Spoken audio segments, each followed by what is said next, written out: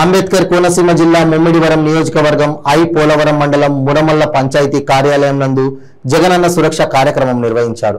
ఈ కార్యక్రమంలో స్థానికంగా నివాసం ఉంటున్న బుడగ జంగలు తమను ఎస్సీ జాబితాలో చేర్చాలని ఎంపీడీఓ రాంబాబుకు వినతిపత్రం అందజేశారు। 2014 వరకు బుడగ జంగలను ఎస్సీ లాగా కాస్ట్ సర్టిఫికేట్ ఇచ్చారు। రాష్ట్రం విడిపోయిన తర్వాత నుండి బీసీఏగా మార్చేశారు అంటూ ఆవేదన వ్యక్తం చేశారు। దీని కారణంగా ప్రభుత్వం నుండి రావాల్సిన పథకాలు అందటం లేదని కనుక అధికారులు స్పందించి మాకు ఎస్సీ జాబితాలో చేర్చి ఆదుకోవాలని కోరారు।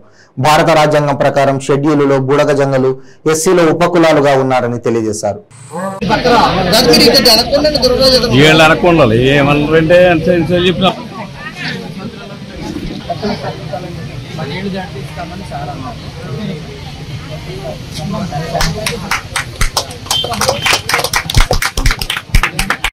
మరి మేము 1980 నుంచి మరి ఉమ్మడి రాష్ట్రంగా ఉన్నప్పుడు తెలంగాణ నుంచి మా తాతలు వాళ్ళందరూ కూడా పెద్దలందరూ కూడా ఆంధ్రాకి వలస వచ్చి జీవనోపాధి గడుపుతున్నారు।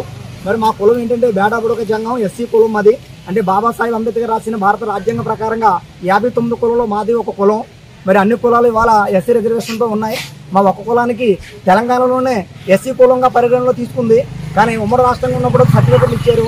ఇప్పుడు రాష్ట్రం ఎక్కిన తర్వాత మాకు ఏ సర్టిఫికెట్ అంటే మాకు ఇవ్వట్లేదు కనుక మరి ప్రభుత్వం వారు మాకు 1920లోని చేయుత పథకం ఇచ్చినప్పుడు సెల్ఫ్ డిక్లేర్ అని ఒకటి ప్రవేశపెట్టిందండి। ఆ సెల్ఫ్ డిక్లేర్ ద్వారాగా మా వాళ్ళు 45 నుంచి 65 సంవత్సరాల వరకు నుండి మహిళలందరూ కూడా లబ్ధి పొందారు। అలాగే ఇప్పుడున్న ప్రభుత్వం మాకు వెంటనే సెల్ఫ్ డిక్లేర్ కానీ జీవో ఆర్డర్ కానీ చేసి మా పిల్లల భవిష్యత్తుని కాపాడాలని మేము ప్రభుత్వాన్ని కోరుకుంటున్నాం। మరి మా పిల్లలు చూస్తే స్కూల్కి వెళ్తుంటే సర్టిఫికేట్ అడుగుతున్నారు, పెన్షన్కి వెళ్తుంటే సర్టిఫికేట్ అడుగుతున్నారు, వితంతువులకి వెళ్ళిన సర్టిఫికేట్ ప్రతి సమితికి సర్టిఫికేట్ అడుగుతున్నారు। కాబట్టి భారత రాజ్యాంగ ప్రకారంగా 1976 108 అడ్డుల ప్రకారంగా అవుతుంది సీరియల్ నెంబర్ 9లో ఉన్నామంటే మా పేదపడుతున్న కులం। మరి ముందుగా వచ్చే కులం ఆది ఆంధ్ర, ఆది ద్రావిడ, అనామతి, హనుమాల, ఆర్యమాల, వారికి, వావురి, అరుంధతి, బుడగ జంగం అండి।